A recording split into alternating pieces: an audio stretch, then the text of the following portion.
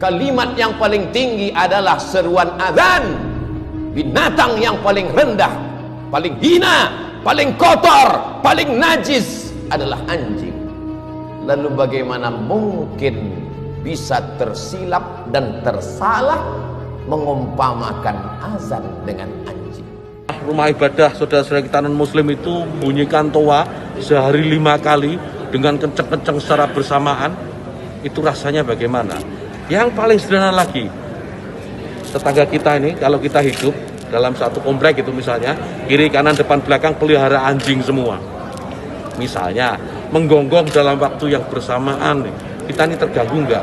Artinya apa? Bahwa suara-suara ini, apapun suara itu ya, ini harus kita atur supaya tidak menjadi gangguan.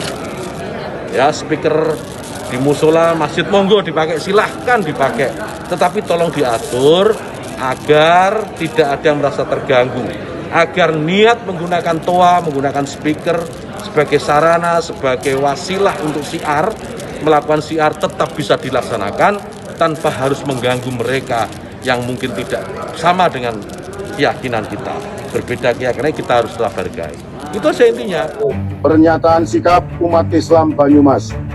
Kami Forum Silaturahmi Umat Islam Kabupaten Banyumas 1. Mendukung surat edaran nomor 5 tahun 2022 tentang aturan standar pengaturan pengeras suara masjid yang sejatinya sudah benar dan sesuai dengan ajaran syariat Islam.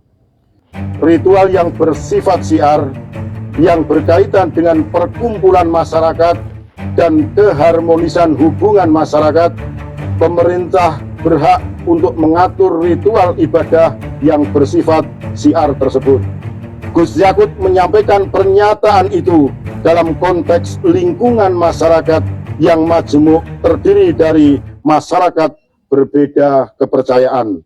Pemirsa, Kementerian Agama mengeluarkan surat edaran mengatur penggunaan pengeras suara di dalam masjid. Menteri Agama Yakut Khalil Qaumas menyatakan aturan tersebut untuk meningkatkan ketentraman dan ketertiban warga.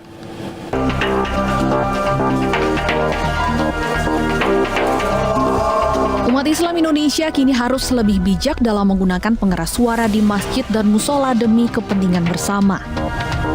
Menteri Agama Yakut Khalil Qaumas mengeluarkan surat edaran yang mengatur penggunaan pengeras suara. Aturan ini meliputi penggunaan pengeras suara luar dan pengeras suara dalam. Menurut Yakut, pengeras suara masjid dan musola merupakan kebutuhan umat Islam. Namun pada saat bersamaan, masyarakat Indonesia juga beragam, baik agama, keyakinan, maupun latar belakang. Dalam surat edaran Menteri Agama soal pengeras suara luar boleh digunakan selama 10 menit sebelum azan subuh dan sholat Jumat, 5 menit sebelum sholat zuhur, asar, maghrib, dan isya. Sementara untuk kegiatan ibadah seperti zikir dan doa setelah sholat dianjurkan menggunakan pengeras suara dalam. Tidak hanya itu, Menteri Agama juga mengatur kualitas pengeras suara yang digunakan harus layak, bagus, dan tidak sumbang saat digunakan. Kementerian Agama akan bekerja sama dengan pemerintah daerah dan ormas Islam untuk melaksanakan aturan ini. Ya itu udah semua manusia itu wahum yakhisimun. Makanya sampean kalau beda pendapat itu sing biasa wae. Joko wong saiki kan beda pendapat geger. Beda pendapat itu sudah fitrah. Enggak mungkin lah. Kita ada beda pendapat itu enggak mungkin. Di kampung-kampung kalau ada masjid speaker di mana-mana saya sering ditanya. Wadah yang Gus, kandani nak adzan jo banter-banter, mengerameni tonggo. Nak niat salat ora usah adzan nak teko. Bar. Sing sitok, yo ora kudu banter ben siar. Sing sitok mau sedemen dipisoi tok, mergo sing ora seneng malah mau misoi tok. Sing wis seneng tanpa adzan pun yo tanpa adzan rame-rame, maksudnya wis salat ke milih ndi. Dulu tuh perdebatannya gitu. Abu Bakar nak wiridan yang masjid itu wirih banget. Selirih-lirihnya. Umar nak wiridan bianter. Tapi ranggusan sistem zaman itu. Tapi banter aja. Tapi sengramain lah. Intinya sengramain. Ketika Abu Bakar ditanya Rasulullah, ya Abu Bakrin, kenapa kamu melirihkan suara? Jadi saya itu malu sama Allah. Dia itu zat maha mendengar. Jadi saya mengeraskan suara itu malu. Kayak pangeran butuh suara keras saya. Umar ditanya, kenapa kamu terlalu keras?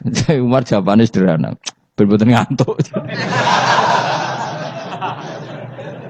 Makanya nggak ada satupun ulama yang mengatakan Umar itu afdhalu min Abi Bakar. Mungkin jawabannya itu kadang sederhana banget.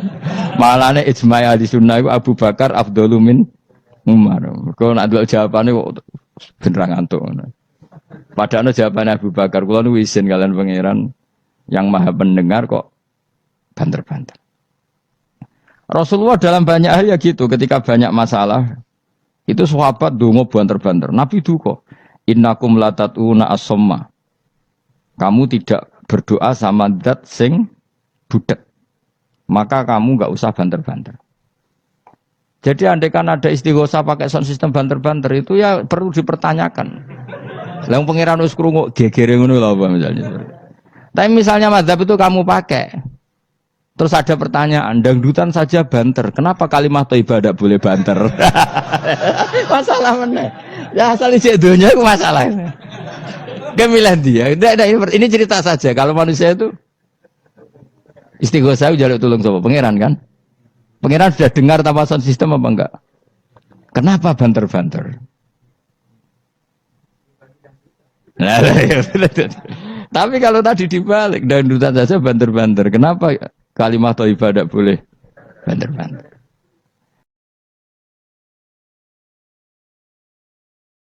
Difahami terus dadi kiai ku angel. Mulane ulama-ulama saat ini sering berdebat ngoten. Yang penting itu orang 40 mendengar atau khotibnya memperdengarkan. Makanya suara muadzin itu kita menjawab suara muadzin pas suara speaker. Karena kalau sekarang rusak kabeh, sama delok teng kitab fikih misalnya teng Fathul Wahhab, teng Fathul Muin. Orang itu wajib mendatangi Jumatan sejauh mendengar suara muadzin. Nah, tergini sebagai sejauh mendengar suara muadzin. Asumsinya muadzin itu di menara yang tinggi, ma'ahudu is-sauti, suara itu enggak bising. Berarti kira-kira itu hanya sekitar 500 meter. Ngatas lagi lho nggih, Pak. Mboten nganti kan. Saiki suara nganggo speaker bianter 3 kilo wae. Krungu, wong nek sound sistemnya apik. Apa wong sing krungu 3 kilo wajib Jumatan di tempat situ, wong di situ yang memperdengarkan 3 kilo nyerang daerah lain. Iya ta ora? Sampeyan tau mikir ngono to? Ora tau dawuh ahli fikih. Mulane sakniki menara rapati payu Kang dhisik Rasulullah ngutus menara mergo muadzin menek Kang kados menara Kudus riyen muadzin ku menek. Saiki menek mau ngos-ngosan tok tetep ae padha wae wong ngono nganggo apa? Speaker. Saiki gawe menara, speakere gak kok menara, wonge ning isor. Riyen niku bedhug kaya menara Kudus gak kok dhuwur, Kang. Muadzine mendhuwur, bedhuke dituthuk. Saiki gampang, Kang. Speakere ning dhuwur, bedhuke ning isor dituthuk nganggo mic. Wes. Nah, mulane iku al-hukmu yaduru ma'ilatihi wujudan wa adaman. Hukum iku nak masalah hukum-hukum sosial ngoten berubah sesuai alasane. Si alasan wujud, si alasan ora ono. Merkarane nak nuruti modern nggih. Apa sing dialami zaman Nabi saiki rubah. Rubah sedanten. Mulane atas ngaten iki al-hukmu yaduru ma'ilatihi wujudan wa adaman. Hukum iku iso rubah. Riyen kesunatan menara mergo dienggo muadzin. Saiki menarane dienggo napa? Dienggo napa? Speaker. Muadzine cukup ning iso. Mula riyen ndelok film-film Fathu Mekah riyen Bilal wis akeh tenan.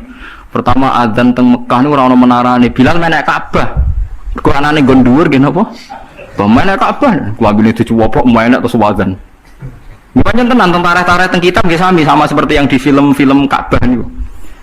Mulane wonten tiyang kafir nembe masuk Islam tapi ijek sombong. Muni ngene, bejo bapakku wis mati. La ya rohadal ghurab yas'adal Ka'bah. Ora roh gagak ireng nggahi Ka'bah. Dadi nek wis Islam tapi utake ijek sombong. Cek bejane bapakku wis mati jare. La ya rohadal ghurab yas'adul Ka'bah. Ora roh gagak ireng munggah apa? Ka'bah. Kaya apa tersiksane bapakku nak menangi gagak ireng munggah napa? Ka'bah. Utek elek. Wis Islam padahal iku kan. Cuma napa? Uteke cek utek kafir maksudnya. Cek sombong apa cek. Mengajaran apa? Ajaran Islam. Faham ya? Jadi kalau suwun sampean nggak usah pesimis, memahami Quran itu bisa. Kalau kita tidak bisa detail kayak ulama, setidaknya bisa secara dialeke umume wong. Ini kalau balen dialeke umume wong.